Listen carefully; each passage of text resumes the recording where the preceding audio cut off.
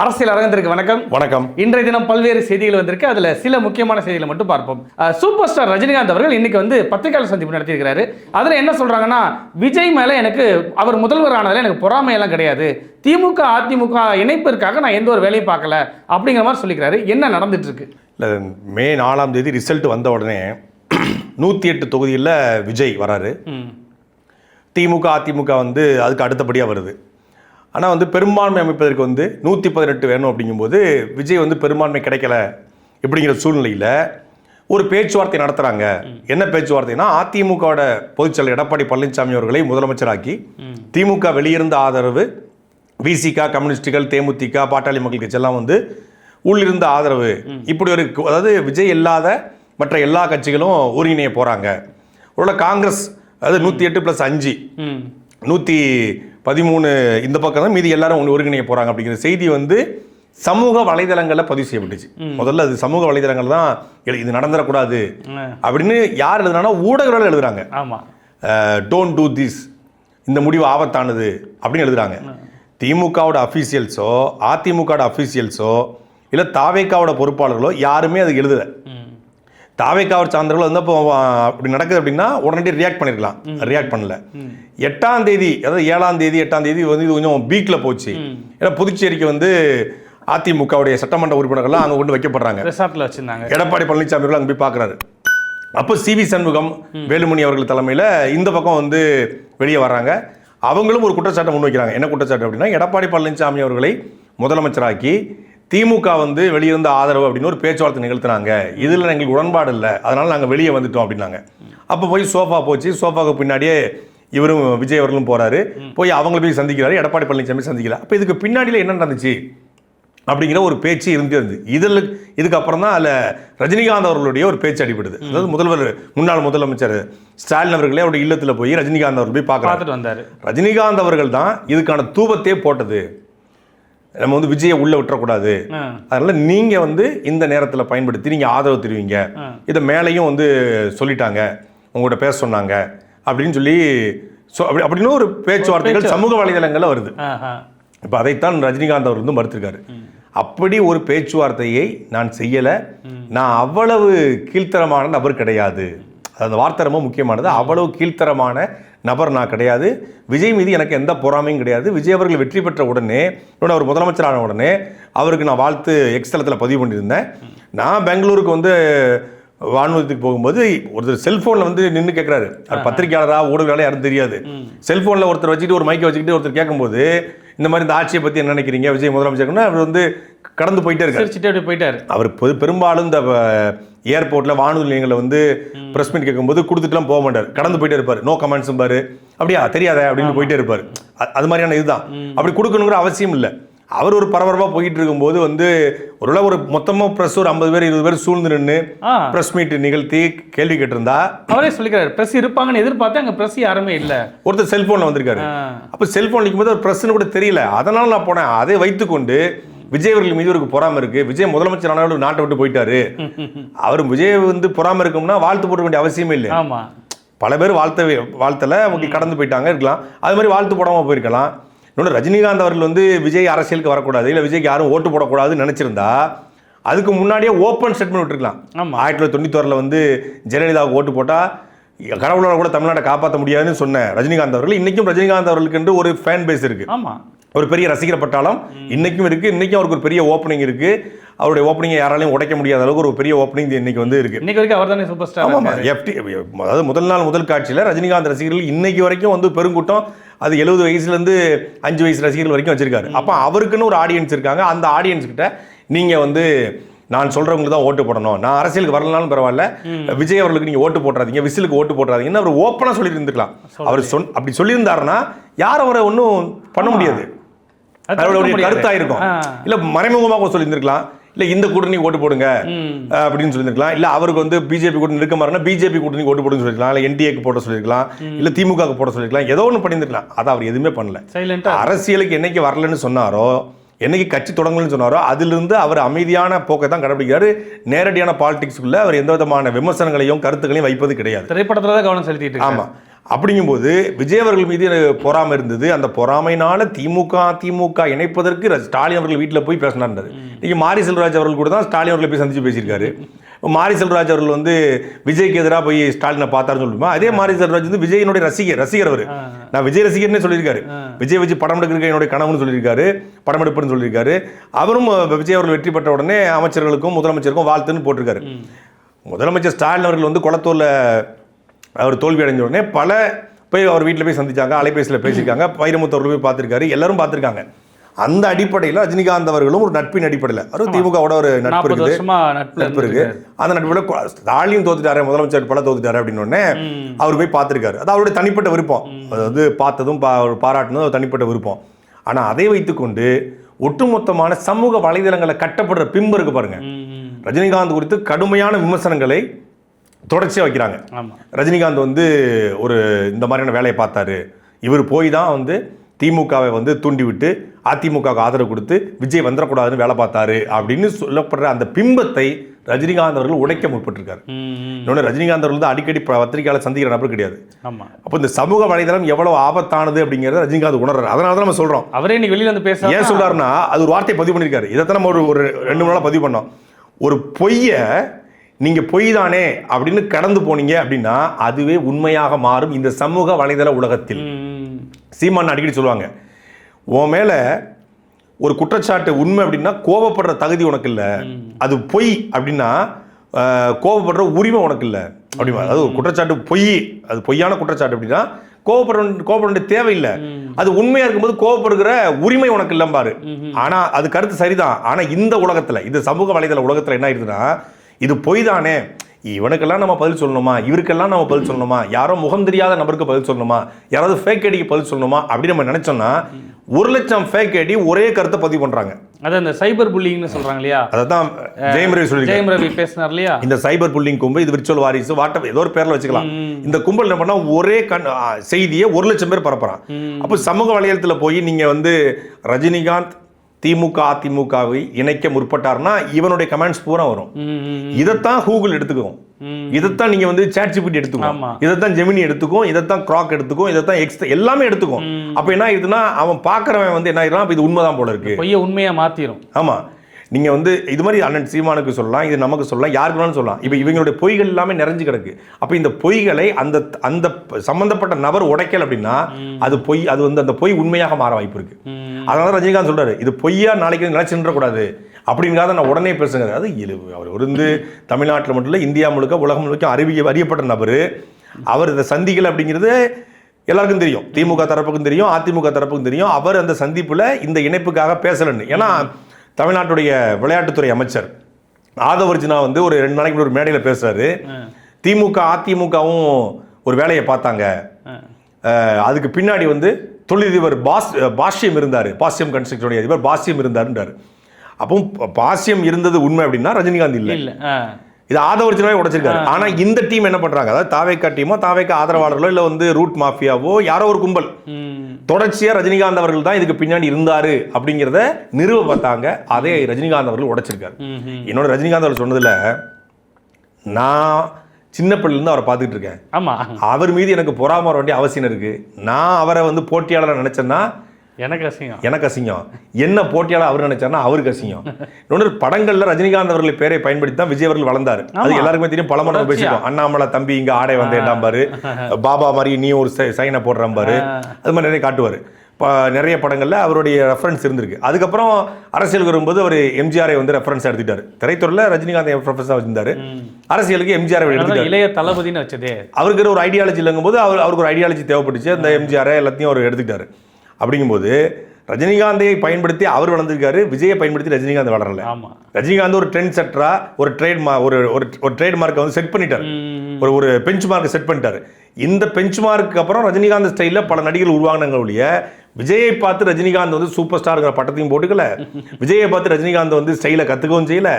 ரஜினிகாந்தை பார்த்தோன்னா விஜய் ஸ்டைலில் கற்றுருக்கலாம், ரஜினிகாந்தை பார்த்து விஜய் அவர்கள் வந்து படங்களை வந்து காமெடி இந்த மாதிரிலாம் பண்ணியிருந்துருக்கலாம், அவரை மாதிரி ஆக்ஷன் பண்ணணும், அவரை மாதிரி ஃபேமிலி குழந்தைகளை கவர் பண்ணுற மாதிரி பண்ணணும்னு பண்ணியிருந்துருக்கலாம் ஒழிய. அப்போ நான் அவரை பார்த்து புறாமலாம் பண்ண முடியாது, சினிமாலையும் பண்ணது கிடையாது, அரசியலையும் எனக்கு பண்ணது கிடையாது அப்படிங்கிற பதில தெளிவாக சொல்லியிருக்காரு. அதுபோல் நீங்க விஜய் வந்து நீங்க வந்துட்டாரு, நீங்க ஒருவேளை 2001 வந்திருந்தீங்கன்னா வென்றிருப்பீங்களான்னு கேட்டதுக்கு அவர் ஆமா 100 விழுக்காடு வாய்ப்பு இருக்கு. இப்போ வருத்தப்படுறாங்கன்னா அது இல்ல, நடந்து முடிஞ்சதை பத்தி வருத்தப்பட வேண்டிய தேவையில்லைன்னு சொல்லி நோ கொஸ்டின் அப்படின்னு சொல்லிட்டு கடந்த ஒரு மொத்தமே ஒரு 6-7 நிமிஷம் பேசினாரு. அவருடைய கருத்தை பதிவு பண்ணிட்டு அவர் கடந்து போயிட்டார். உண்மையிலே நான் இது ரஜினிகாந்த் பேசுறது உண்மை பொய், இதுக்கு பின்னாடி கூட செய்தி, இதை எல்லாத்தையும் நம்ம மறு ஆய்வு செய்யறதுக்கெல்லாம் முன்னாடி பத்திரிகையாளரை சந்தித்து இங்க நடக்கதை பேசுறதுக்கு ஒருத்தர் வந்திருக்காருல்ல. ஆமா, ஒருத்தர் பத்திரிகையாளரை பார்த்தாலே தூர ஓடுறாரு, கதவை மூடுறாரு, இன்னைக்கு வரைக்கும் பிரஸ் மீட் வைக்கல. பிரஸ் மீட் வைக்க வேண்டிய தேவையோ அவசியம் எங்களுக்கு இல்லைன்னு சொல்லிட்டு போயிட்டு இருக்காங்க. ஆனா ரஜினிகாந்த் அவர்கள் தன் மீதான விமர்சனத்துக்கு பதில் சொல்ல வராரு. ஒரு ஓப்பன் இதை வந்து திறந்து வச்சிருக்காரு. இனி விவாதம் பண்ணு. ரஜினிகாந்த் வந்து முதலமைச்சரை பார்த்து முன்னாள் முதலமைச்சரை வந்து ரஜினிகாந்த் அவர்கள் வந்து பார்க்கும்போது 2 பேர் தான் இருந்தாங்க. அவருடைய உதவியாளர் யாராவது இருந்திருக்கலாம், வேற யாருமே இல்லையே. அவர் அங்க அதைத்தான் பேசினாருங்கிறது எப்படி தெரியும்? இதுதான் இந்த கும்பலுடைய வேலை. இவங்க இதைத்தான் பேசியிருப்பாங்க, அப்ப இதுக்கு எதுக்கு போனாராங்க அப்படின்னு திட்டமிடுறது. முன்னாள் முதலமைச்சர் ஸ்டாலின் அவர்களை வந்து சீமான் பார்க்கும்போது சீமான் இதுக்கு தான் போனாரு. அதாவது எல்லாமே விஜயை பத்தி. நீங்க அவங்க 2 பேரும் சந்திப்புக்கு பின்னாடி விஜய்க்காகத்தான் போய் சீமான் அவர்களை சந்திச்சாரு, விஜய்க்காக தான் ரஜினிகாந்த் போய் சந்திச்சாரு. பாருங்க, எது நடந்தாலும் தனக்கு சாதகமாக பயன்படுத்தி கொள்வது. நீங்க வந்து மூக்காமுத்துடைய மரணத்திற்கு இரங்கல் தெரிவிக்க ஒரு ஆறுதல் சொல்வதற்காக அண்ணன் சீமான் போனதை, அங்க போனதுக்கு பிறகுதான் விஜய் அவர்களை வந்து சீமான் எதிர்த்தாருன்னு கட்டமைச்சாங்க.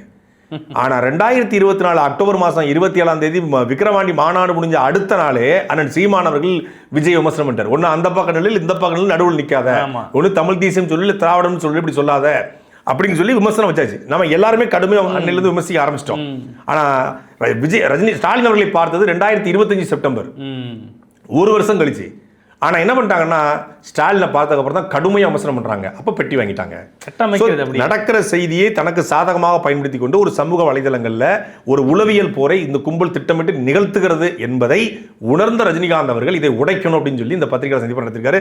நான் அறிந்தவரை, நான் கேள்விப்பட்டவரை, விசாரிச்சவரை, ரஜினிகாந்த் அவர்கள் அப்படி ஒரு பேச்சை துவங்கவும் இல்லை, அதுக்கான தேவையும் அவருக்கும் இல்லை, அது அங்கிருந்து தொடங்கப்படலை. அப்படி தொடங்கி இருந்தா அது நடந்திருக்கணும்ல. கண்டிப்பா ரஜினி வந்து லாபி பண்ணி நினைச்சிருந்தா நடந்திருக்குமே, யாரும் மறுத்திருக்க மாட்டாங்களே. அவர் சொல்லும்போது மறுத்திருக்க மாட்டாங்கிறத விட திமுக இடத்துல இருந்து தொடங்குது அப்படின்னா அது நிகழ்த்தப்பட்டு அது உறுதி செய்யப்பட்டிருக்கணும். 113 தான் வச்சிருக்காரு, மீதி இருக்க எல்லாரையும் ஸ்டாலின் அவர்கள் நினைச்சா ஒருங்கிணைக்க முடியாதா? கண்டிப்பா ஸ்டாலின் அவர்கள் நினைச்சிருந்தா உண்மையிலேயே காங்கிரஸை கூட இங்கிருந்து இழுத்து கொண்டு வந்து வைத்து ஒரு ஆட்சியை உருவாக்கி இருக்க முடியும். இதுதான் யதார்த்தமான உண்மை. கூட்டணிக்கு போகாம தடுத்த காங்கிரஸை, இப்போ காங்கிரஸ் வந்து பாத்தீங்கன்னா திமுக கூட்டணியில் இருந்தாங்க, தாவேக்காக போக ஆசைப்பட்டாங்க. மாணிக்கம் தாகூர், ஜோதிமணி எல்லாருமே தொடர்ச்சியாக எழுதுறாங்க. அப்படிங்கும்போது மதுரையினுடைய முன்னாள் சட்டமன்ற உறுப்பினர் தளபதி எல்லாம் வந்து காங்கிரஸுக்கு எதிராக பேச ஆரம்பிக்காரு, சண்டை படுமையை போயிட்டு இருக்கு. அந்த நேரத்திலையும் வந்து காங்கிரஸை தன் கூட்டணியில் இருப்பதற்காக ஸ்டாலின் அவர்கள் வந்து ஒரு அரசியல் பண்ணியிருக்காரு. அரசியல் பண்ணி தான் வைக்கப்பட்டிருக்கு.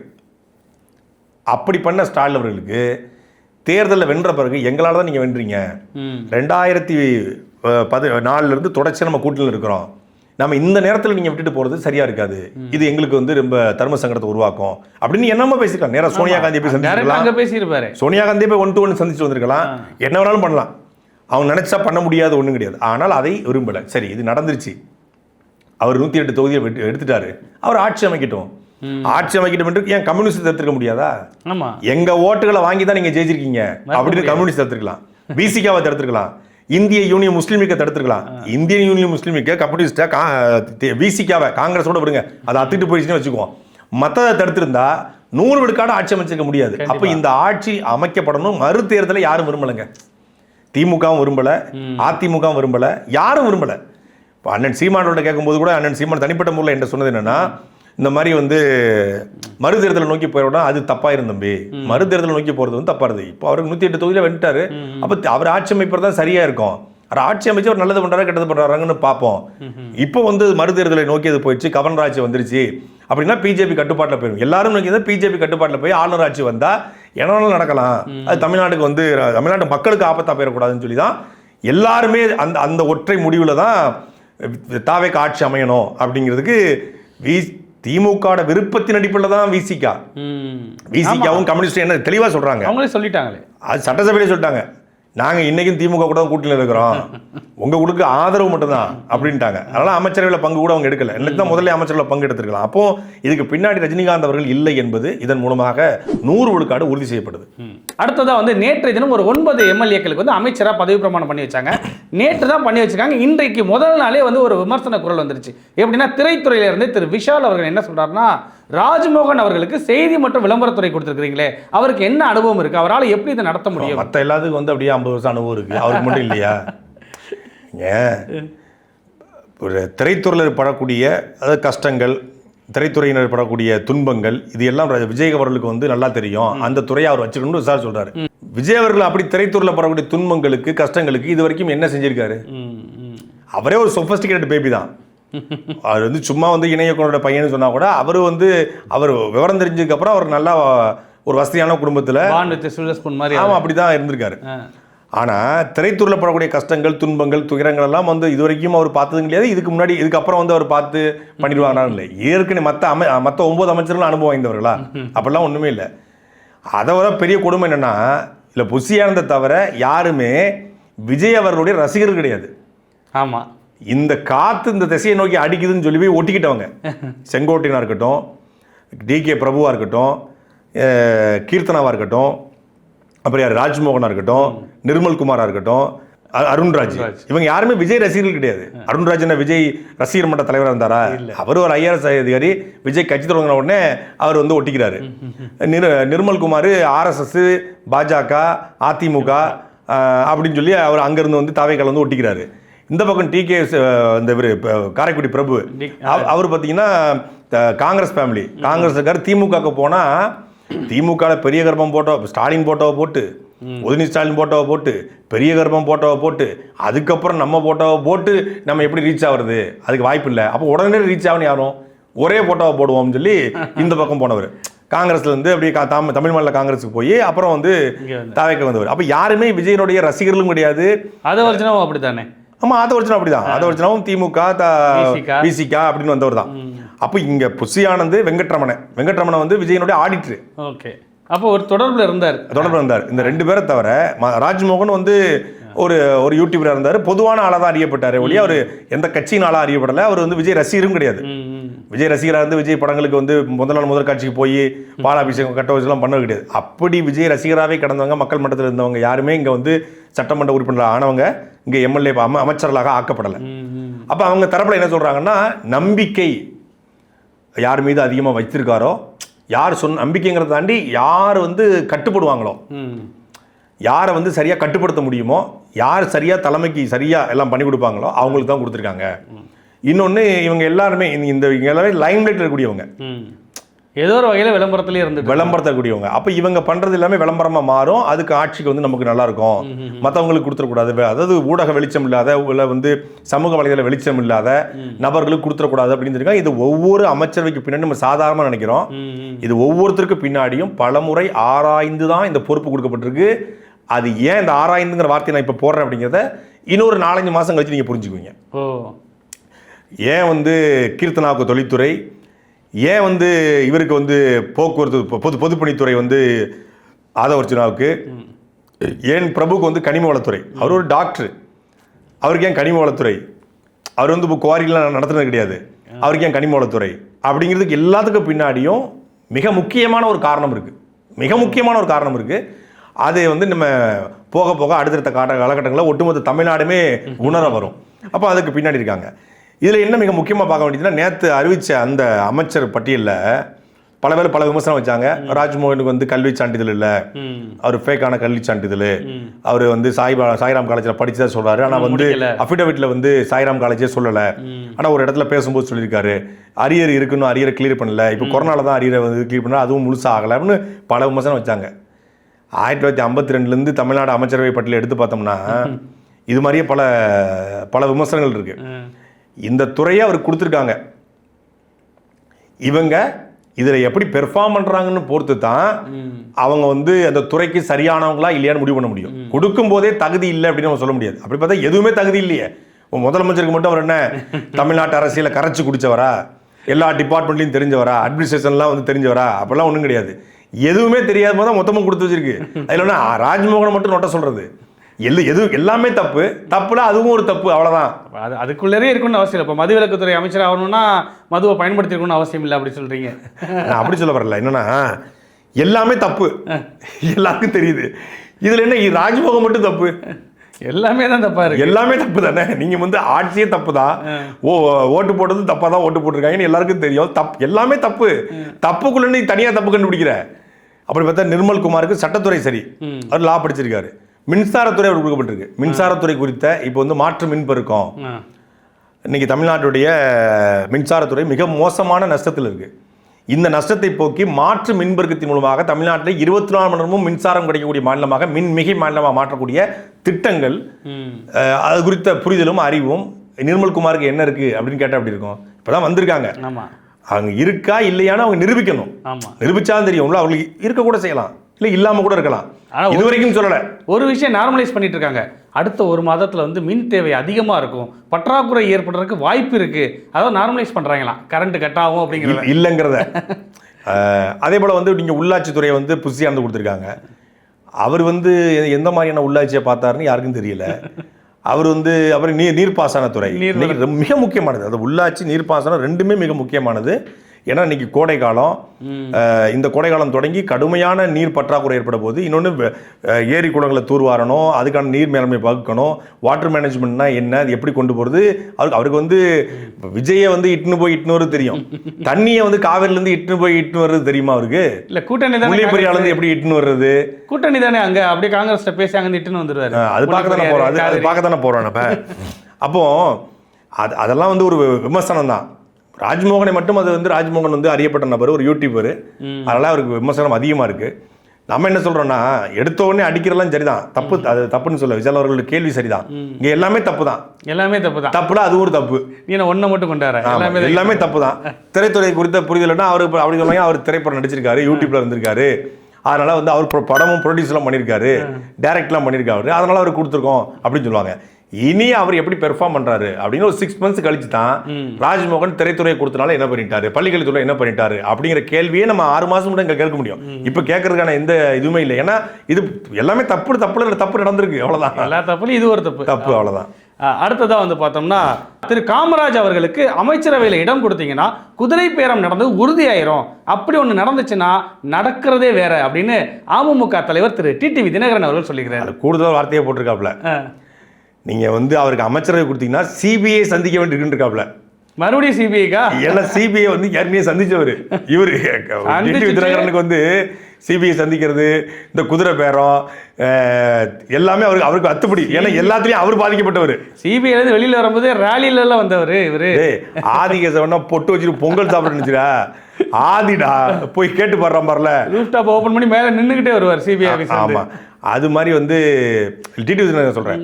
டிடிவி தினகரன் வந்து எல்லாமே அத்துப்படி. அதனால சொல்ற ஒரு கிட்டத்தட்ட ஒரு த்ரெட்னிங் தான். நீ முடிஞ்சா கொடுத்து பாடுறா, கொடுத்தா நான் என்ன ஆகும்னு பாருங்க அப்படிங்கிற மாதிரியான கேள்வி கேட்டிருக்காரு. இதுக்கு பின்னாடி ஒரு சுவாரஸ்யமான சம்பவம் நடந்திருக்கு. ஒரு பக்கம் டிடிவி தினகரன் வந்து காமராஜுக்கு வந்து நீ முடிஞ்ச அமைச்சர் பதவியை கொடுத்து பாருங்கன்றல, அதே மாதிரி எடப்பாடி பழனிசாமி அவர்கள் லீகலா, இவர் வெளியே பிரஸ் மீட் கொடுத்துட்டாரு, எடப்பாடி பழனிசாமி அவர்கள் லீகலா என்ன பண்ணியிருக்காருன்னா, ஏற்கனவே ஆளுநர் கடிதம் போட்டாச்சு, இப்போ வந்து சிபிஐக்கும் உச்சநீதிமன்றத்துக்கும் தேர்தல் ஆணையத்திற்கும் கடிதம் போடுறதுக்கு அதிமுகவுடைய தலைமை தயாராகிட்டு இருக்கு. அதிமுகலேருந்து 24 எம்எல்ஏக்கள் போனாங்க இல்லையா, தாவேக்காவுக்கு ஆதரவு கொடுக்க, சட்டசபையில் ஆதரவு கொடுத்தாங்க. அப்புறம் போனாங்க, ஒருத்தர் திரும்பி வந்துட்டார், மொத்தம் 24 இருக்கிறாங்க. ஆமாம், இப்போ அந்த 24 பேரில் 8 அமைச்சர்களுக்கு வந்து கொடுக்க போகிறோம். 8 அமைச்சர்களுக்கு 8 பேருக்கு அமைச்சர் கொடுக்க போகிறோம் அப்படின்னு சொல்லி ஒரு பேச்சுவார்த்தை நடந்திருக்கு. இந்த பேச்சுவார்த்தை சமூக வலைதளங்கள் வெளியிருந்து எடப்பாடி பழனிசாமிக்கு தெரியாதா? அதிமுக தொண்டம் ஓட்டு போட்டு, அதிமுக கட்சிக்காரன் எடப்பாடி பழனிசாமி முதலமைச்சராகிறதுக்காக ஓட்டு போட்டு எங்களை ஊழல் சக்தின்னு சொன்ன ஒருத்தனுக்கு நீ ஆதரவு கொடுத்துருவியா? நம்மளை பார்த்து மற்றவைன்னு சொல்றாரு, மற்றும் சிலங்கிறாரு, மற்றும் பழங்கிறாரு, பாஜகவோட அடிமைங்கிறாரு, அதே போல வந்து நம்மளை பார்த்து வந்து ஊழல் சக்திங்கிறாரு. ஆனா நம்ம தலைவர்கள் எம்ஜிஆரையும் ஜெயலலிதாவையும் எடுத்துக்கிறாரு.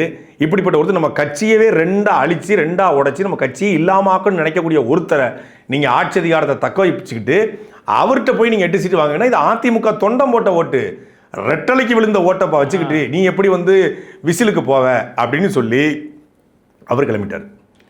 இப்ப அவர் கிளம்புனதுல ஒருவேளை இந்த 8 பேரையும் கூப்பிட்டு அமைச்சர் கொடுத்து அவர் ஏதாவது பண்ணி அது பெரிய கெட்ட பேரை வந்து தாவேக்கா ஆட்சிக்கு ஏற்படுத்திடுமா அப்படிங்கிற இதை வந்து கலந்து ஆலோசிச்சிருக்காங்க. யாரு? தாவேக்கா தலைவர் முதலமைச்சருடைய ராஜகுரு யார் சொல்லுங்க? ஜோசியக்கார். அவர் இல்ல, உண்மையான ராஜகுரு வந்து ஜான் ஆரோக்கியசாமி. அவருடைய மூளை, விஜய் அவருடைய மூளை ஜான் ஆரோக்கியசாமி. அவருக்கு கலந்து ஆலோசி ஜான் ஆரோக்கியசாமி பொறுத்த 24 மணி நேரம் சோசியல் மீடியா உட்காந்துருப்பாப்ல. சோசியல் மீடியாவில் இவங்களே ஒரு செய்தியை கிளப்பாங்க. தாவேக்காவில் அதிமுகவுக்கு 8 அமைச்சர் கொடுக்கப்படுகிறது இவங்களே ஒரு ஃபேக் ஐடியை விட்டு செய்தியை கிளப்பாங்க. கீழே வந்து கமெண்ட்டை படிக்கிறது, நீங்கள் கொடுத்து பாடுங்கடா, ஏண்டா ஊழல் சக்தி தீய சக்தின்னு சொல்லிட்டு 8 அமைச்சர் கொடுக்குறீங்களா, வேலுமணி மேலே வழக்கு இல்லையா, தங்கமணி மேலே வழக்கு இல்லையா, விஜயபாஸ்கர் வழக்கு இல்லையா, அப்படி திட்டுவாங்கல்ல. திட்டத்தை பார்த்துக்கிறது. கமெண்ட்ஸில் பாசிட்டிவ் அளவு நெகட்டிவ் அளவு 90% நெகட்டிவ் சார் அப்படி இவங்க ரிப்போர்ட் கொடுக்குறது. இது ஒரு போலிங்காகவே நடத்திட்டு இருக்கிறாங்க. இது எல்லாமே இவங்களே உன்னை கிளப்பாங்க. இவங்களே ஒரு நெகட்டிவை கிளப்பிட்டு நீங்கள் ஒரு எடுத்துக்காட்டுக்கு என்ன சொல்கிறேன்னா, விஜய் அவர்கள் வந்து பிரச்சாரத்துக்கு வரமாட்டேக்காரு அப்படின்னு ஒரு 4-5 ஃபேக் ஐடி எழுதுவோம். இதை வச்சு நம்ம எழுதுவோம், விஜய் பிரச்சாரத்துக்கு வரணும்னு நம்ம வீடியோ போடுவோம், எல்லாம் பண்ணுவோம்ல. உடனே என்ன பண்ணுறது, மறுநாள் விஜய் வருவார். நீ விஜய் வரலன்னா வந்துட்டார் பத்தியா அப்படின்னு இவங்க கிளப்புவாங்க. விஜய் வந்து வேளாங்கண்ணிக்கு போறாரு, நாகூருக்கு போறான்னு இவங்களே கிளப்புறது. வந்து வேளாங்கண்ணிக்கு நாகூருக்கு போறாரா, கோயிலுக்குள்ள போயிட்டு இருப்பாரா அப்படின்னு நம்ம கேட்கும்போது அங்கே போகாம தடுத்துருவாங்க. இதை வந்து உருவாக்குறது என்ன, நெகட்டிவை உருவாக்கி அதை பாசிட்டிவ் வைக்கிறது. அதே போல் அதிமுகவுக்கு 8 அமைச்சர் அப்படின்னு ஒரு இதை உருவாக்குறது. இது நெகட்டிவாக தான் வரும்னு எல்லாருக்கும் தெரியும். நெகட்டிவாக வரணுன்னே போய் விஜய்க்கு ரிப்போர்ட் கொடுத்து இது நெகட்டிவாக வந்துடும், ஆட்சிக்கு கெட்ட பேர் ஆயிரும். அதாவது அவன் போறானா வாரான்னு பாரு, அவன் போனா நமக்கு அடிமை, வந்தானா அவனுக்கு நம்ம அடிமைங்கிற மாதிரி தான் அந்த கதை. அப்போ 8 அமைச்சர்கள் உடனே விமர்சனம் வந்த உடனே 3 பேசியிருக்காங்க. இப்போ என்ன பேசி வரத்தையா, இவங்களை உள்ள விட்டா, அதாவது அதிமுகலேருந்து நேரடியாக நீங்கள் வந்தீங்க அப்படின்னா இது பெரிய விமர்சனம் ஆயிரும், ஆட்சிக்கு கெட்ட பேர் ஆயிரும். தூய சக்தின்னு சொல்லிட்டு நீங்கள் ஊழல் சக்தியை உள்ள விடுவீங்களான்னு கேட்பாங்க. அப்போ நீங்கள் என்ன பண்ணுங்க, 24 பேரும் ரிசைன் பண்ணிடுங்க. ரிசைன் பண்ணிட்டு இடைத்தேர்தல் நின்று விசிறி சின்னத்தில் நின்று அதிமுக இணைஞ்சு வாங்க அப்படின்னு சொல்லியிருக்காங்க. விசிறி சின்னத்தில் நிற்க சொல்லிட்டாங்க.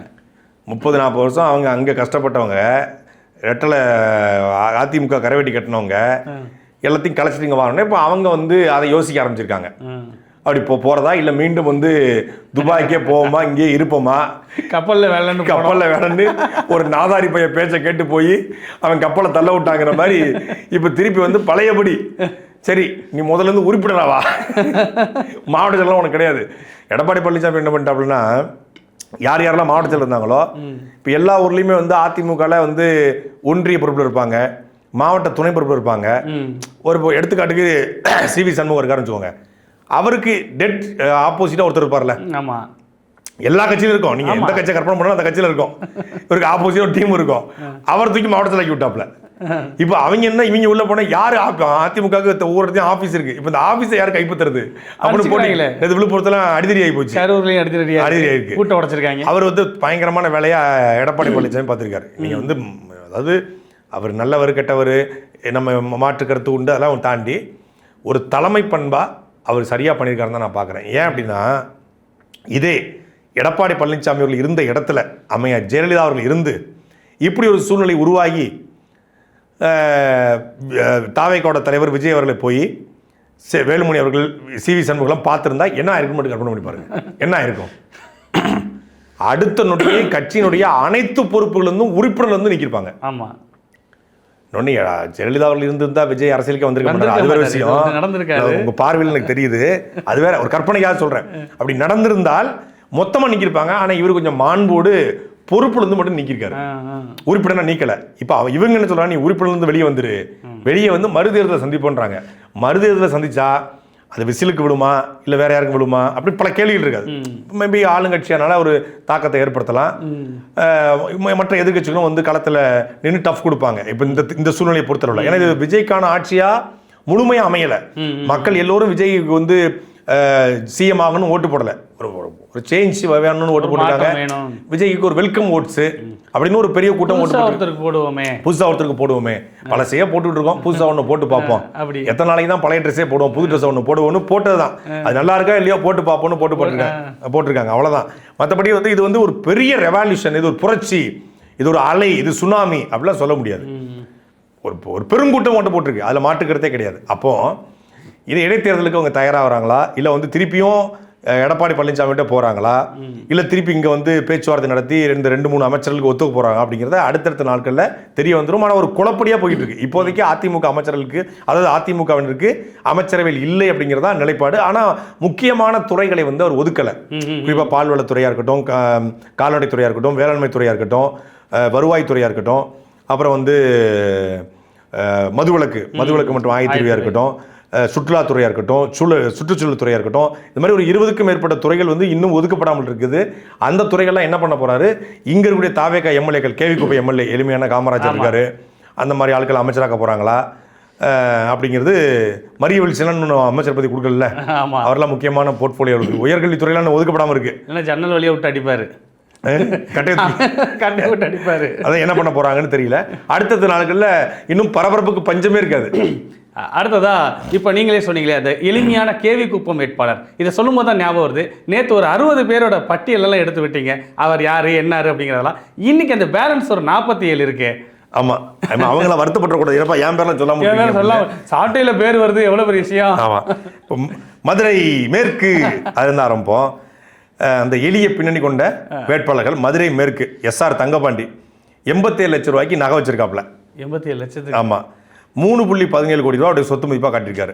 அப்ப இவரு ஏழை எளிய எம்எல்ஏ கிடையாது. மதுரை மத்தி மதார் பத்ருதீன், அவர் யாருன்னா நம்ம முஸ்தபா பாய். முஸ்தபாவா? அவருடைய ஒரிஜினல் பேர் அது. புள்ள பூச்சிக்கெல்லாம் கொடுக்க முளைக்கணும் கனவாடா கண்டங்கிற மாதிரி அவர் ஒரிஜினல் பேர் தானா? அப்புறம் நீங்க சாம்பிராணி பாய் நீங்களே, அவர் கறிக்கடை பாய். சாம்பிராணி பாய் இல்லையா அவரு? கறிக்கடை பாய், சென்னையில பெரிய சொன்னது சாம்பிராணி பாய்ன்னு. கறிக்கடை பாய் அவரே சொல்லிருக்காரு, கறி ஹவுஸ் நடத்துறோம்னு சொல்லியிருக்காப்ல. அவர் வந்து கோல்டு 26 லட்சம், மொத்த மதிப்பு வந்து மட்டன் ஸ்டாலோட மதிப்பு வந்து 3 கோடி ரூபா. 3 கோடி ரூபா. மட்டன் ஸ்டால் ஒன்றும் தவறான தொழில் கிடையாது. ஒவ்வொரு ஞாயிற்றுக்கிழமையும் கறி சாப்பிட்றோம், மட்டன் கடை போய் தப்பா சொல்லக்கூடாது. நாளைக்கு பாய் வந்து சுக்கா தரமா நம்மளை ஏமாத்திடுவாப்ல. 3 கோடி ரூபாய்க்கு சொத்து வச்சிருக்காப்ல. மதுரை தெற்கு கோபீசன் 82 லட்சம் ரூபாய்க்கு நகை, 2 கோடி ரூபாய்க்கு சொத்து வச்சிருக்காப்ல. மதுரை தெற்கு கோபீசன் அவரும் எளிய எம்எல்ஏ கிடையாது. மதுரை வடக்கு கல்லானை 32 லட்சம் ரூபாய்க்கு நகை வச்சிருக்காப்ல. அப்புறம் 2 கோடி ரூபாய்க்கு சொத்து மதிப்பு காட்டியிருக்காரு. அவரும் எளிய எம்எல்ஏலாம் கிடையாது. சோழவந்தான் கருப்பையா ஏற்கனவே அதிமுக எம்எல்ஏ இருந்தவர், தற்காலிக சபாநாயகர் இருந்தாப்புல. ஆமாம், அதிமுக வந்து எம்எல்ஏ ஆகி அதிமுக எம்எல்ஏ 2011 to 16. அதுக்கப்புறம் சீட்டு கிடைக்கல அப்படின்னு திருப்பி வந்து தாவேக்காக்கு வந்து சீட்டு வாங்கினாப்புல. 3 கோடி ரூபாய் சொத்து கட்டியிருக்காப்புல அதிமுக இருந்தாலும். மதுரை கிழக்கு கார்த்திகேயன் 1.5 கோடி ரூபாய்க்கு வந்து நகை வச்சிருக்காப்புல. 8 கோடி ரூபாய்க்கு கிட்டத்தட்ட சொத்து மதிப்பு காட்டியிருக்காரு. மதுரையில் உள்ள ஒரு மணமகிழ் மண்டத்தில் அவர் வந்து வேலை பார்க்கும்போது பணத்தை கையாடல் பண்ணிட்டாரு அப்படிங்கிற ஒரு வழக்கு, கூட்டாக கொள்ளையடிக்க திட்டமிட்டதாக சொல்லி ஒரு வழக்கு, 2 கொள்ளையடிக்க திட்டமிட்டாரு. சின்ன ஒரு 2 கொள்ளையடிக்க திட்டமிட்டது ஒரு மணமகிழ் மன்றம், 2 வழக்கு மட்டும் சார் மேல இருக்கு. அப்புறம் மானாமதுரை இளங்கோவன் 12 லட்சம் ரூபாய் நகை வச்சிருக்காப்புல. சொத்து மதிப்பு பார்த்தீங்கன்னா 15 லட்சம் தான் காட்டியிருக்காப்புல. அவர் மேலே வழக்கம் இல்லை. சிவகங்கை குழந்தை ராணி இவங்க வந்து 20 லட்சத்துக்கு காட்டியிருக்காங்க. 2 கோடி ரூபாய்க்கு மேலே சொத்து மதிப்பாக காட்டியிருக்காங்க. அப்புறம் திருப்பத்தூர் சீனிவாஸ் சேதுபதி ஒத்த ஓட்டு ஜெயிச்சவர். ஆமாம், ஒத்த ஓட்டு முத்தையா மாதிரி ஒத்த ஓட்டு சேதுபதி 95 லட்சம் ரூபாய்க்கு நகை வச்சிருக்காப்புல. 2 கோடி ரூபாய்க்கு சொத்து மதிப்பு காட்டியிருக்காரு. அப்புறம் வந்து காரைக்குடி, இப்போ அந்த வழக்கு செலவுக்கு 2 கோடி செலவாயிரும். காரைக்குடி பிரபு 1.25 கோடி ரூபாய்க்கு நகை வச்சிருக்காப்புல. நம்ம கல்லு. ஆமாம், கல்லு பல்லு இப்போ கல்லா 11 கோடி ரூபாய்க்கு வந்து சொத்து மதிப்பு காட்டியிருக்காப்புல. அவரோட ஹாஸ்பிட்டலோட மதிப்பு 10 கோடி. கார் வச்சிருக்காரு. 11 கோடிக்கு காட்டியிருக்காப்புல. இந்த 11 கோடி இப்போ 11 கோடியாவே இருக்க போதா இல்லை வந்து 11 வாகனம் வச்சு 11,000 மாற போறாங்கிறத அடுத்த 6 மாதம் தெரிஞ்சிடும். அறந்தாங்கி பர்வேஷ் குட்டி சின்ன பக்கம் நம்ம நிஜாம் காலி பாய் 10 லட்சம் ரூபாய்க்கு நகை, 10 கோடி ரூபாய்க்கு சொத்து. 10 கோடிக்கு. ஆமா. கந்தரக்கோட்டை சுப்பிரமணியன் அவர் 68 லட்சம் ரூபாய் நகை வச்சிருக்காப்புல. 1.5 கோடி ரூபாய்க்கு சொத்து. சும்மா ஒரு வேலை வாங்கி தரதா சொல்லி ஒரு ஏமாத்துறதா ஒரு வழக்கு இருக்கு. அப்படியே காட்டுறது தான். அதாவது எம்எல்ஏ எல்லாம் அவருக்கு முன்னாடியே வேலை வாங்கி தரேன்னு பணம் இருக்கிறாரு. ஆமா, சும்மா 2 பேரையும் ஏமாத்திட்டாப்புல. அப்புறம் தஞ்சாவூர் விஜய் சரவணன் 25 லட்சம் ரூபாய்க்கு என்ன பண்ணி தண்ணி தொட்டி தேடி வந்த கண்ணு அவரு வந்து இவர் இல்ல விஜய் சரவணன் தஞ்சாவூர் துறையூர் இல்ல விஜய் சரவணன். இது என்னங்க நீங்க இந்த சூரியன் வாலிக்கு சேத்தில் விழுந்தது மானே என் கண்ணை கட்டி காட்டுல விட்டது இப்ப கிடையாது. இப்பெல்லாம் ஊத்து சட்டசபை மாத்து அப்படின்னு 30 லட்சம் ரூபாய்க்கு சொத்து மதிப்பு காட்டியிருக்காப்புல. கும்பகோணம் வினோத் எல்லாமே நில்லு. ஆனா பாத்தீங்கன்னா பேக்கரி அதுன்னு வச்சிருக்காப்ல, பேக்கரிலாம் கணக்கில் காட்டலாப்ல. நம்ம பேக்கரிக்கு ஒரு வீடியோ எடுத்து போட்டுடுவோம், அவர் எந்த பேக்கரியோட சொத்து மதிப்பு என்ன, யாரு பேர்ல இருக்கு அப்படின்னு. கும்பகோணம் வினோத் வந்து 37 லட்ச ரூபாய்க்கு சொத்து மதிப்பு காட்டிருக்காப்ல. ஆனா கும்பகோணத்துக்குள்ள வெயிட்டான கை, ஆனா 37 லட்சத்தை காட்டிருக்காப்ல. ஏன்னா இப்ப கம்மியா காட்டினதானே அடுத்து சம்பாதிக்க முடியும். கடலூர் ராஜ்குமார் 39 லட்சத்துக்கு நகை, 45 லட்ச ரூபாய்க்கு வந்து சொத்து மதிப்பு காட்டுக்காரு. தமிழக வெற்றிகளும் பீஸ்ட் திரைப்படத்தை திரையரங்கில் வெளியாத கண்டித்து பெரிய போராளிங்க அவர். போராளியா? அப்படியே பீஸ்ட் படம் வெளியாத கண்டிச்சு நடத்திய போராட்டத்தில் வழக்கு வாங்கியிருக்காப்ல. தமிழ்நாட்டுக்கு நம்மெல்லாம் பாருங்களேன், ஆத்துமலை கொள்ள, கனிமூலை கொள்ள, இந்த பக்கம் பார்த்தீங்கன்னா இங்க ஃபாக்ஸ்கான் ஊழியர் பிரச்சனைன்னு கிட்டத்தட்ட 337 நாள் ஜெயிலில் கிடந்து வெளியே வந்தா, நீ ஜெயிலில் இருந்தாலும் ஒரு பெரிய விஷயமா, நீ எதுக்கு ஜெயிலுக்கு போனியா அப்படின்றாங்க. இந்த மாதிரி பீஸ்ட் படத்துக்கு ஆர்ப்பாட்டம் பண்ணிருக்கிறியா, சர்க்கார் படம் பேனர் கிழிச்சதுக்கு வந்து கேட்டிருக்கிறியா, அது மாதிரி பண்ணதான் அமைச்சர முடியும். இல்ல நிறைய பேருக்கு அந்த பேனர் வழக்கு இருக்கு, எல்லாத்துக்கும் பேனர் வழக்குன்னு போட்டா நல்லா இருக்காது, நம்மளால வந்து அதை எடிட் பண்ண விட்டாங்க. ஏகப்பட்ட பேருக்கு அந்த பேனர் வழக்கு நம்ம தான் தெரியாம இனிமே ஆர்ப்பாட்டம் போராட்டம். இல்ல நம்மளுக்கு வர திருப்பூர் ஆர்ப்பாட்டத்தை ஏன் பேசவில்லை, திருமங்கலம் ஆர்ப்பாட்டத்தை ஏன் பேசவில்லை, 16 வருஷமா ஆர்ப்பாட்டம் போராட்டத்தையா பேசிக்கிட்டு இருந்தோம். அவங்க எதுவுமே பேசாம இன்ஸ்டாகிராம்ல எம்எல்ஏ ஆகிட்டு இருக்காங்க, ஆர்ப்பாட்டம் போராட்டம்ட்டு. அப்புறம் பெரம்பலூர் சிவகுமார் 52 லட்ச ரூபாய்க்கு 52,000க்கு 4 கிராம் தான் நகை வச்சிருக்காங்க. அதனால தான் பெரம்பலூர் பரப்புரைக்கு போலையோ, சுத்தம் மொத்தம் சுத்தம் இல்ல, ஒண்ணுமே இல்ல. அதான் பெரம்பலூரை கடைசி அதை கேன்சல் பண்ணிட்டார்ல, போகல. நான் இன்னொரு தடவை வரும்போது வரேன்ட்டு போனார்ல. அப்புறம் துறையூர் ரவிசங்கர், இதுல தான் கன்ஃபியூஸ் ஆயிட்டேன். தண்ணி தொட்டி பாட்டு வந்தோனையும் இந்த தண்ணி கிடையாது, கண்ணதாசங்கார கூடி பேரை சொல்லி ஊத்து கூடி குன்ன குடி மச்சான போல் பாட போறேன்டா. அவருக்கு வந்து பாத்தீங்கன்னா 11 லட்சம் செப்பரேட்டட். அவரு ஆமா, அவர் செப்பரேட்டட், அவர் தனியா தான் தனியா தான் உட்கார்ந்தாப்ல. அதனால தான் நண்பர்கள்லாம் கூட்டிட்டு போய் தலைமைச் செயலகத்தில் அவரோட சேர்ல உட்கார வச்சு அழகு பார்த்துட்டு இருக்காரு. பரவாயில்ல, செப்பரேட்டா இருக்கும்போது என்ன பண்ண முடியும். முசிறி அந்த சோகத்துல போயிருக்காருங்க அவரு. அதாவது 3 முடிச்சால முட்டாளான கேளு கேளு தம்பி நான் இருந்தேன் தேருக்குள்ள அப்படின்னு. முசிறி விக்னேஷ் 32 லட்ச ரூபாய்க்கு நகையை வச்சிருக்காப்ல. நம்ம நகையெல்லாம் அடங்கு வச்சிருக்கோம், அவர் 32 நகை வச்சிருக்காப்ல. 97 லட்ச ரூபாய்க்கு சொத்து வச்சிருக்காப்ல. எளிய பின்னணி, கிட்டத்தட்ட கோடீஸ்வரன். ஒரு 3 லட்சம் கம்மியா. திருவரும்பூர் நாவல்பட்டு விஜய், இது ரொம்ப பெரிய ஆளாச்சே, 50 லட்ச ரூபாய்க்கு சொத்து வச்சிருக்காப்ல. 24 கோடி ரூபாய்க்கு சார் வந்து 50 லட்சத்துக்கு நகை, 24 கோடிக்கு. பெரிய ஒரு வழக்கெல்லாம் ஒன்றும் கிடையாது, ஒரு மிரட்டல் வழக்கு ஒரு வழக்கு இருக்கு. அப்புறம் முகநூல்ல அவதூறா பேசியதாக சொல்லி ஒரு வழக்கு, பொது இடத்துல வந்து அப்படின்னு கெட்ட வார்த்தை போட்டு பேசியதாக ஒரு வழக்கு. அப்புறம் ஆளுங்கட்சிக்கு எதிராக ஆர்ப்பாட்டம் செஞ்சதாக ஒரு திமுக போது வழக்கு. அப்புறம் முகநூலில் அவதூறா பேசியதாக ஒரு வழக்கு. ஒரு 5 வழக்கு மட்டும் வச்சிருக்காங்க. பேசுறது ஒரு மிரட்டல் அது மாதிரியான வழக்கு தான், பெருசா ஒன்றும் இல்லை. கிருஷ்ணாயபுரம் சத்யா 11 லட்சத்துக்கு நகை, ஒரு 11.5 கோடிக்கு சொத்து மதிப்பு காட்டி. 11 லட்சத்துக்கு ஆமா, சொத்து லட்சத்தில் உள்ள வேட்பாளர்கள்லாம். நிலக்கோட்டை ஐயனார் 30 லட்சத்துக்கு வந்து நகை வச்சிருக்காப்ல, 85 லட்சத்துக்கு சொத்து வச்சிருக்காப்ல. அப்புறம் கிணத்துக்கடவு விக்னேஷ் 72 லட்சத்துக்கு நகை, ஒரு 3.5 கோடி ரூபாய்க்கு சொத்து, ஒரு 4-5 கார் வச்சிருக்காங்க. இவர்தான் எளிய வேட்பாளர் சொல்லிட்டு இருந்தாங்க, கிணத்துக்கடவு. ஓ, சார் தானே அது, காமராஜருக்கு அப்புறம் எளிய வேட்பாளர் அவர்தான். ரொம்ப சாதாரணமா இருப்பாரு. 3.5 கோடி வச்சுக்கிறதுலாம் வந்து எளிய வேட்பாளர். அப்புறம் சிங்கானூர் கிரி பிரசாத் 1.8 கோடிக்கு வந்து நகை வச்சிருக்காப்ல, ஒரு 7 கோடி ரூபாய்க்கு ஒரு இது. அப்புறம் சில்வர் வந்து ஒரு 20 லட்சத்துக்கு வச்சிருக்காப்ல. மொத்தமாக ஒரு பார்த்தீங்கன்னா ஒரு 7 கோடி ரூபாய்க்கு வெள்ளி மட்டும் 20 லட்சம் ஆமாம் வச்சிருக்காப்ல. எளிமையாக மெர்சிடஸ் பென்ஸ் கியா அந்த மாதிரி வந்து கார்கள் வச்சிருக்காப்ல. கோவை வடக்கு சம்பத்குமார் ஒரு 2.13 கோடிக்கு இது ஜுவல்ஸ் மட்டும், நகை மட்டும். ஒரு 3.25 கோடிக்கு சொத்து காட்டியிருக்காப்ல, எளிய பின்னணி. திருவரங்கம் ரமேஷ் 27 லட்ச ரூபாய்க்கு நகை காட்டியிருக்காப்ல, 33 லட்ச ரூபாய்க்கு சொத்து மதிப்பு காட்டியிருக்காரு. அவர் உண்மையிலே வந்து கஷ்டப்பட்ட பையன் தான், பெரிய ஒரு வசதியான பையன் கிடையாது, கஷ்டப்பட்ட பையன் தான். வந்து கஷ்டப்பட்ட பையனா ஒரு மிடில் கிளாஸ் ஃபேமிலி. மணப்பாறை கதிரவன் அவர் பார்த்தீங்கன்னா ஒரு 1.5 கோடி ரூபாய்க்கு சொத்து வச்சிருக்காப்புல. அப்புறம் ஒரு 2.2 கோடி ரூபாய்க்கு வந்து மொத்தமாக சொத்து போய் கட்டிருக்காரு. ஒரு பேக்கரி நடத்தும் போது வந்து பாதுகாப்பற்ற உணவுப் பொருள் இருக்கு இல்லையா, அதெல்லாம் வந்து இருப்பு வச்சுட்டாருன்னு சொல்லி சின்னதாக ஒரு சில்லறை கேஸ் போட்டிருக்காங்க. யாரை பார்த்து யார்கிட்ட வந்து கேஸ் போட்டுருக்காங்க? பழைய அதாவது என்னன்னா காலாவதியான பொருள் வச்சிருக்காருங்க. ஒரு நாள் ஜெயிலிருந்து 13,000 ஃபைன் கட்டிருக்காரு. இது ஒரு பெரிய குத்தம்னு பேசியிருக்காங்க. யாரை பார்த்து வந்து ஃபைன் போட்டிருக்காங்க? இதெல்லாம் ஒரு எம்எல்ஏ கேண்டிடேட்னா அப்படி பண்றதா, ஒரு காலாவதியான பொருளை விற்கிறது, கெட்டு போன பொருளை விற்கிறது, பழைய பஜ்ஜி மாவுல வந்து மாவை போட்டு கொடுக்கலாம். இதான் ஒரு இது பழக்கம், உலக வழக்கம் தானே. அப்புறம் கவுண்டம்பாளையம் கனிமொழி சந்தோஷ், நீங்க ஜோதிடத்தில் பார்த்தீங்கன்னா புற்றுநோயை சரி பண்ணுவாங்க அவங்க. அதனால நான் நம்பிக்கையா இருக்கேன், எந்த நோய் வந்தாலும் அவங்ககிட்ட போய் பார்த்தோம்னா நம்ம ஜாதகத்தை பார்த்து சரி பண்ணிடுவாங்க. கவுண்டம்பாளையம் கனிமொழி சந்தோஷ் அவர்கள் 3.25 கோடிக்கு வந்து ஜுவல்ஸ் வச்சுருக்காங்க. நகை மட்டும் 3.25 கோடி. நகை. அப்புறம் ஒரு 10 கார் வச்சுருக்காங்க. 10 கார். ஆமாம். 25 கோடி ரூபாய்க்கு வந்து ஜோதிடர் இல்லைங்க. இப்போ ஒரு ஜாதகத்துக்கே 1 லட்சம் வாங்கினோம்னா அது ஆன்லைன் ஜோதிடம். 25 கோடி. 25 கோடி. டைமண்ட் மட்டும் 25 கோடி. டைமண்ட் மட்டும் 1 கோடிக்கு வச்சிருக்காங்க. டைமண்ட் மட்டும் 1 கோடி. இந்த ரெண்டு காரா வௌவால் எல்லாமே பண்ணி கொடுக்கக்கூடிய இது பெர்ஃபெக்டாக பண்ணுவாங்க. தார் வாங்கணும்னு ஆசைப்பட்ட ஒரு தார் வாங்க, அவங்க 2 தார் வச்சிருக்காங்க. இப்படி காருக்கே அடிஷனல் சீட் வாங்கணும் இவங்கலாம். சரிதான். ஜோசியம் பார்க்கும்போது அப்போ சம்பாதிக்க தான் செய்வாங்க. அப்புறம் சூலூர் வந்து என்எம் குமார் 1.4 கோடி ரூபாய்க்கு நகை வச்சிருக்காப்புல. 3 கோடி ரூபாய்க்கு. இது ரொம்ப ஒரு பெரிய எல்லாம் வழக்கு இல்லை. ஒரே ஒரு நில மோசடி வழக்கு இருக்கு அவர் மேலே. ஆமாம், நில மோசடி வழக்கு. அப்புறம் பார்த்தீங்கன்னா திருப்பூர் தெற்கு பாலமுருகன் ஒரு 67 லட்சம் ரூபாய்க்கு நகை வச்சிருக்காப்புல.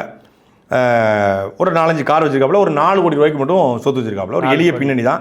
பெரிய வந்து வழக்கெல்லாம் கிடையாது.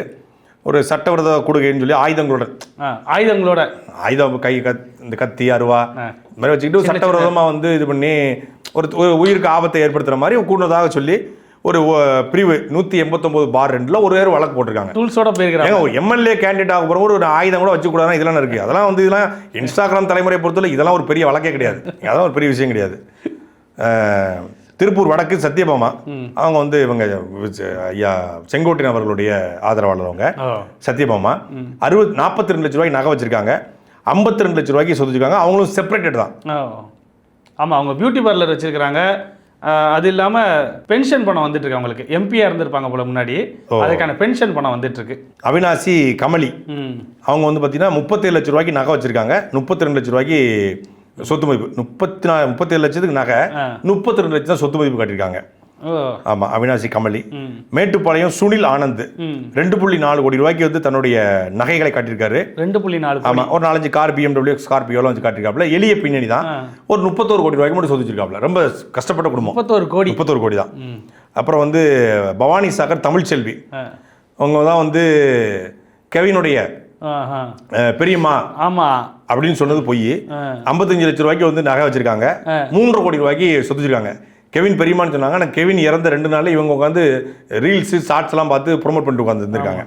அப்புறம் கோபிச்செட்டிப்பாளையம் செங்கோட்டையன் ஒரு 5.5 கோடி ரூபாய்க்கு நகை வச்சிருக்காப்புல. ஒரு 15 கோடி ரூபாய்க்கு சொத்து வச்சிருக்காப்புல. மொடக்குறிச்சி சண்முகம் ஒரு 3.25 கோடிக்கு நகை வச்சிருக்காப்புல. அப்புறம் பார்த்தீங்கன்னா ஒரு 37 கோடி ரூபாய்க்கு சொத்து வச்சிருக்காப்புல. இதெல்லாம் வந்து நம்ம செங்கோட்டை நாயராவுடைய வகைராக்கள். அதனால தான் எளிமையாக இருக்காங்க. ஆமாம், அவங்க அவரோட செட்டு. ஈரோடு மேற்கு ஆனந்த் மோகன் 1 கோடி ரூபாய்க்கு நகை, ஒரு 10 கோடி ரூபாய்க்கு சொத்து வச்சிருக்காப்புல. எளிய பின்னணி தான். ஈரோடு கிழக்கு விஜய் பாலாஜி யார் நம்ம விஜயினுடைய ரசிகர் மன்ற தலைவர். கடைசியாக ஜனநாயகம் படம் வரைக்கும் தேட்டரில் டிக்கெட் வச்சுருந்தாப்புல. 92 லட்சம் ரூபாய்க்கு வச்சிருக்காப்புல ஜுவல்ஸு. அப்புறம் வந்து பார்த்தீங்கன்னா 3.25 கோடிக்கு சொத்து மதிப்பு வச்சிருக்காப்புல. 3.25 கோடி. ஆமாம், குமாரபாளையம் விஜயலட்சுமி சின்னசாமி 40 லட்சம் ரூபாய்க்கு கிட்டத்தட்ட நகை வச்சிருக்காங்க. ஒரு 1 கோடி ரூபாய்க்கு சொத்து வச்சிருக்காங்க. திருச்செங்கோடு அருண்ராஜ் இவர் வந்து 1.5 கோடிக்கு சொத்து நகை வச்சிருக்காப்புல. 12.7 கோடி ரூபாய்க்கு சொத்து மதிப்பு காட்டியிருக்காரு அருண்ராஜ் அவர்கள். தமிழ்நாட்டுடைய இன்னைக்கு என்ன துறை? உணவு சுகாதாரத்துறை அமைச்சர். நாமக்கல் திலீப் 2 கோடி ரூபாய்க்கு நகை வச்சிருக்காப்புல. 8 கோடி ரூபாய்க்கு சொத்து மதிப்பு காட்டியிருக்காரு. எளிய பின்னணி. சேந்தமங்கலம் பொன்னுச்சாமி 35 லட்சம் நகை மட்டும். சொத்து மதிப்பா 56 லட்சம் கட்டியிருக்காப்புல. அப்புறம் ராசிமுகம் லோகேஷ் தமிழ்ச்செல்வன் யார் நம்ம இவர் இருக்கார்ல முன்னாள் சபாநாயகர் தனபாலர் அவருடைய மகன் 3 கோடி ரூபாய்க்கு நகை வச்சிருக்காப்புல. 8 கோடி ரூபாய்க்கு சொத்து காட்டிருக்காரு லோகேஷ். காட்டாதது நிறைய இருக்கு, அது நம்ம அடுத்தடுத்து பேசுவோம். வீரபாண்டி பழனிவேலு 88 லட்சம் ரூபாய்க்கு நகை வச்சிருக்காப்புல. ஒரு 35 கோடி ரூபாய்க்கு சொத்து மதிப்பு காட்டியிருக்காரு. அப்புறம் சேலம் தெற்கு பார்த்திபன் ஒரு 1.5 கோடி ரூபாய்க்கு நகை காட்டியிருக்காப்புல. 11 கோடிக்கு வந்து பார்த்தீங்கன்னா சொத்து மதிப்பு காட்டியிருக்காரு. வாகனங்கள்லாம் சரியா காட்டல, ஆனால் நிறைய வாகனம் வச்சிருக்காரு. பெரிய பிசினஸ்மேன் தான் அவர். வந்து மறையாவரெல்லாம் பார்க்குறாப்புல. ஒரு வண்டி வாங்கினதும் 1500 ரூபாய்க்கு வாங்கினேன், 2000 ரூபாய்க்கு வண்டி வாங்கியிருக்கேன், அப்படிதான் அவர் கணக்கு காமிச்சிருக்கிறாப்புல. கணக்குன்னு அப்படி தான் காட்டுவாங்க. இப்போ சேலம் வடக்கு சிவகுமார் 94 லட்சம் ரூபாய்க்கு நகை வச்சிருக்காப்புல. 6.2 கோடி ரூபாய்க்கு வந்து சொத்து மதிப்பு காட்டியிருக்காரு. சேலம் மேற்கு லட்சுமணன் ஒரு 2.5 கோடி ரூபாய்க்கு நகை, ஒரு 15 கோடி ரூபாய் சொத்து மதிப்பு காட்டிருக்காரு. வருமானம் அதிகமாக சேர்த்தா சொல்லி ஒரு சின்ன வழக்கு மட்டும் அவர் மேலே பதிவு பண்ணியிருக்காங்க. இப்போ கோடீஸ்வர வேட்பாளர்கள் அப்படின்னு நம்ம மொத்தமாக எம்எல்ஏக்கள் அப்படின்னு பார்த்தோம்னா ஒரு 76 எம்எல்ஏக்கள் கோடீஸ்வர எம்எல்ஏக்கள். 3 கோடி 5 கோடி 10 கோடி. ஏற்கனவே நம்ம ஒரு மாதம் வீடியோ போட்டிருந்தோம், யாருக்குன்னு தெரியல. தாவேக்கால வந்து 3 கோடி ரூபாய்க்கு சொத்து மதிப்பு காட்டினாதான் எம்எல்ஏ சீட்டுன்னு. இப்போ கோடீஸ்வரர் எண்ணிக்கையில் பார்த்தீங்கன்னா 76 பேர், டபுள் டிஜிட் கோடீஸ்வரர் வந்து 18 பேர், டிஜிட் கோடிஸ் வந்து 5 பேர், அதாவது 100 கோடிக்கு மேலே 100 கோடிக்கு மேலே. அப்போ இந்த 76ல் ஒரு 24, அங்கே ஒரு 8, 24 8 32 பேர் லட்சாதிபதிகள், 76 பேர் வந்து கோடீஸ்வரர்கள். நம்ம ஏற்கனவே ஒரு மாதம் சொல்லியிருந்தோம் 3 கோடி ரூபாய் இருந்தால் தான் தாவேக்கால சீட்டு அப்படிங்குது. அப்போ 234 பேர் நம்ம மொத்தமாக அந்த அஃபிடேவிட்லாம் கணக்கு பண்ணி பார்த்தீங்கன்னா 3 கோடி ரூபாய்க்கு மேலே சீட்டு இருக்கக்கூடிய 200 பேருக்கு மேலே தாவேக்கா சீட்டு வழங்கியிருக்கு. லட்சங்களில் ஒரு 34 பேருக்கு வழங்கியிருக்காங்களே ஒழிய யாரும் பணம் பார்க்காம பணம் இல்லாத எளிய பின்னி கொண்ட வேட்பாளர்களை களத்தில் இறக்கலை. இவங்க எல்லாருமே பணம் படைத்தவர்கள், கோடீஸ்வரர்கள். அப்படித்தான் இதெல்லாம் வந்து அஃபிடேவிட்டில் கொடுக்கறது, ஐடி கட்டி கொடுக்கறது. ஆமாம், ஒரிஜினலாக அவங்க ஊரில் போய் அவங்க என்ன பண்ணுறாங்க எப்படி இருக்கான்னு விசாரித்து மொத்தமாக போட்டால் அந்த டேட்டாவே இதுலேருந்து தலைகீழாக மாறும். புரியுது உங்களுக்கு? இவங்க எல்லாம் வந்து மனித புரிதல்கள் கிடையாது எக்ஸாக்ட் டேட்டாவை கொடுக்கறதுக்கு. அதெல்லாம் முழுசாக நம்ம விசாரிக்கிறோம். 230 விசாரிக்க ஒன்றும் பெரிய வேலைலாம் கிடையாது. அடுத்தடுத்த நாட்கள் நம்ம அதான் ஒரு வேறு வேலையே இல்லையே, அந்த வேலையை தான் பார்க்க போகிறோம். விசாரித்து போடும்போது ஒவ்வொரு தொகுதியிலையும் உள்ள வேட்பாளருடைய பின்னணி என்ன சொத்து, என்ன விவரம், என்ன தொழில் பண்ணுறாங்க, என்ன இல்லீகல் ஆக்டிவிஸ் பண்ணியிருக்காங்களா, வழக்கு இருக்கா இல்லையா அப்படின்னு எடுத்து போட்டோம்னா இதுலேருந்து அப்படியே மாறுபடும். அதனால் இனிமேலாவது இந்த எளிய பின்னணி, இந்த கேவிபி எம்எல்ஏ வந்து கையேந்தி பவன் தேர்தல் தான் முடிஞ்சிச்சுல, என்ன ஓட்டா போட போகிறாங்க, என்னடா கையில் கட்டு போட்டுக்கிட்டு ஆட்டடாக்குன்னு சொல்லி நடிக்கிற, என்ன உனக்கு அவார்டா கொடுக்குற மாதிரி செருப்பு போடாமல் கையேந்தி போட்டு சாப்பிட்டு இருக்காரு. செருப்பு போட்டு நடக்கும் போதே காலைல 1000 புண்ணு வருது. செருப்பு போடாமல் போனால் இன்ஃபெக்ஷன் ஆகி அதான் ஆயிடக்கூடாது. கேவி குப்பத்து மக்கள் பாவம் இல்லையா? அதனால செருப்பு போட்டு நடங்க. இனிமேல் யாரும் உங்களை வந்து ஓட்டு போட்டதுக்காக இனிமேல் மறுதேர்தலாம் வரப்போகிறது கிடையாது. புரியுதா உங்களுக்கு? 5 வருஷம் நீங்கள் கூட ஒப்பேத்தி ஓட்டுறதுக்கு வாய்ப்பு இருக்காரு. எப்போதும் இடைத்தேர்தல் வரும், அதில் இன்னும் கொஞ்சம் பெர்ஃபார்ம் பண்ணி அதிக ஓட்டு வாங்கணும், அதுக்கு என்ன ரீல்ஸ் பண்ணுறேன்னு சொல்லி தான் பண்ணிருக்காங்க. இப்படிலாம் பண்ணாதீங்க. மக்களும் இடைத்தேர்தல் வரணும்னு ஆசைப்பட்டுருக்காங்க, அதனால் அப்படிலாம் பண்ணிடுறாங்க. அவன் இடைத்தேர்தல் அதனால் அப்படி நடந்துடக்கூடாது.